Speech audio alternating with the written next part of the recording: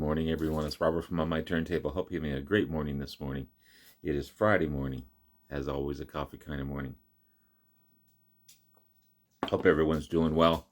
I want to continue my journey through my vinyl collection from A to Z. This is going to be part 4 of the C's. Some great stuff in here. Only 2 bands again. I seem to have more of a discography in the D's, or the C's, sorry. But I've got quite a bit of everything in this mixture. So again, 2 bands featured in this part of C's, and let's get into it. Again, as I stated earlier on most of these videos, a lot of the discography I have is on CD as well as vinyl. So I'm going to show the vinyl collection today,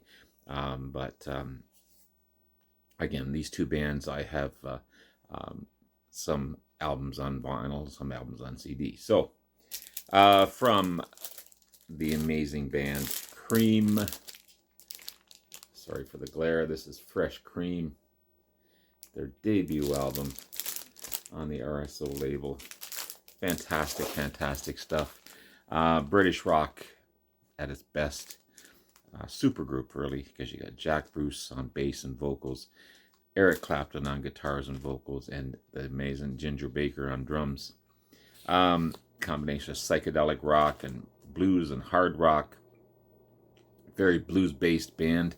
3 fantastic artists in their own right coming together to form this amazing group way back in 1966. Only lasted till about 68. They put out 4 albums, but they couldn't really get along. Especially Ginger Baker and Jack Bruce just couldn't get along. I think Ginger Baker was as fantastic as he was. He was a difficult person to get along with, from what I understand. But an amazing, amazing drummer. Jack Bruce, an amazing singer and bass player. And of course, the amazing Eric Clapton. I still love Eric Clapton, despite what anyone says. 14 million albums worldwide in those 4 studio albums that they put out. And inducted in the Rock and Roll Hall of Fame in 1993. So this is their debut album, 1966, Fresh Cream. This is the UK version of it. Okay.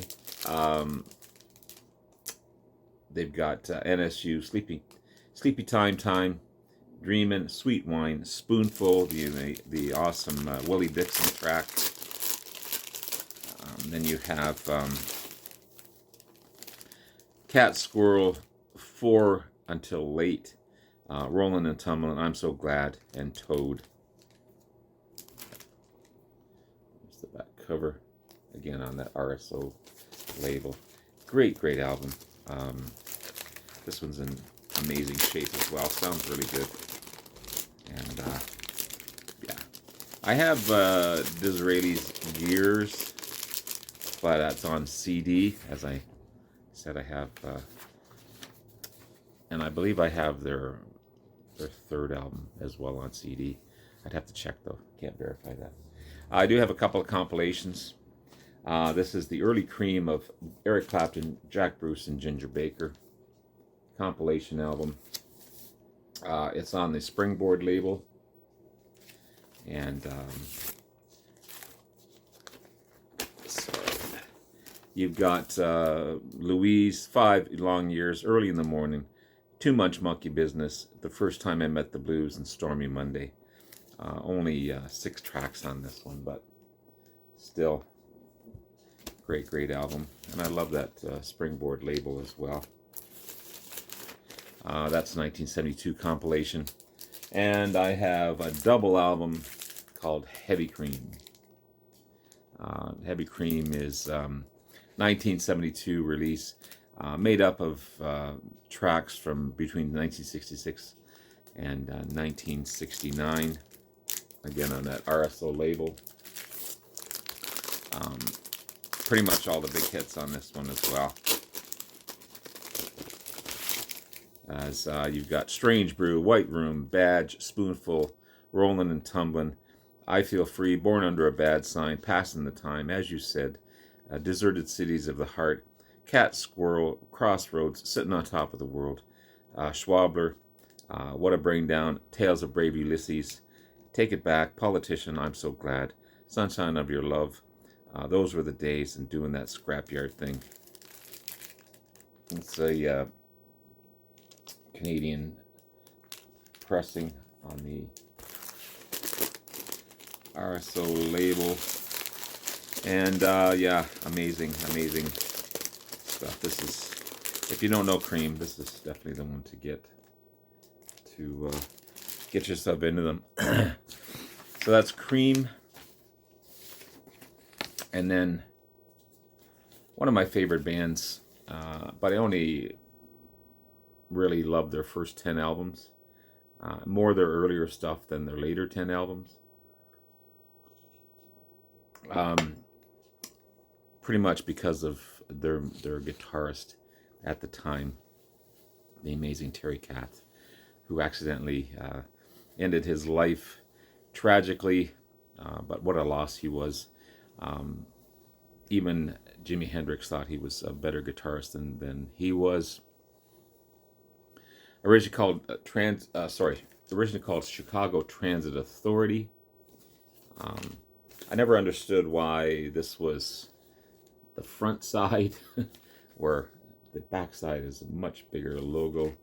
But this is their debut album, 1968 release.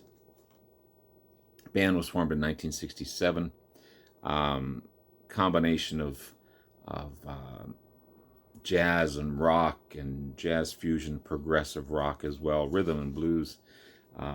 Later on, after Terry's death, they get into more of a ballad type of, really sappy ballad type of band, and I just lost interest in them. They lost direction as well, because Terry was the core that kept them together. They got mixed up with David Foster, and they wanted a front man, and Peter Cetera became that front man, and he was more into the ballads. And amazing voice, don't get me wrong, he's just remarkable voice. But the band changed direction. They lost direction as well, and just lost my interest. So in the beginning, I'd say their first 6 albums are probably my favorite albums. But after Terry's death, I think on the 11th album, I just lost interest. So again, Chicago Transit Authority, 1969, double album. Not too many bands put out double albums on their first effort. I also have this on remastered CD, and it sounds amazing. But introduction, does anybody really know what time it is? Beginnings, question 67, 68, amazing track. Listen, Poem, Freeform Guitars. Just if you want to know how good Terry Kath is, listen to Freeform Guitar. South California Purples, I'm a Man. Amazing track that one is. Prologue, Someday, and Liberation. There's Terry there, and remarkable album. One day I'll get a better copy of this one. The vinyl sounds great, just the cover is kind of chewed up, but yeah, awesome stuff. As I said, Chicago 2, I have on remastered CD, probably my favorite album by them. And also have double live album as well. On I need to find that one. I don't have that one. And that came out in 1971, I believe. And 1971, live at Carnegie Hall. But I do have Chicago 3, another double album. This is on the Columbia label. This is more experimental than their first 2, but still a great album.